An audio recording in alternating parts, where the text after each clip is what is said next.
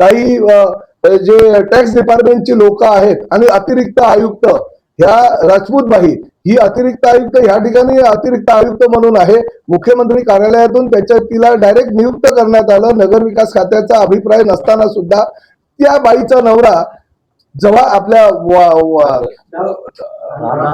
डहाणू नगर परिषदेमध्ये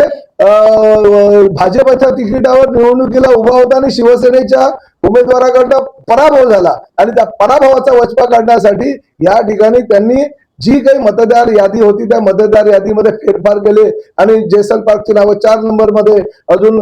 जयस्वाल पार्कची नावं 24 नंबर मध्ये, अशा प्रकारचा फेरफार त्यांनी केला होता. त्याची नावं आणि ती पत्र सुद्धा मी आयुक्तांना दिल्यानंतर त्यावर कारवाई झाली आणि महाराष्ट्रामध्ये पहिल्यांदा असं घडलं की अंतिम मतदार यादी जाहीर झाल्यानंतर सुद्धा ती मतदार यादी बदल करून 4 दिवसानंतर परत नवीन यादी आली आणि नवीन ज्या पद्धतीनं प्रभाग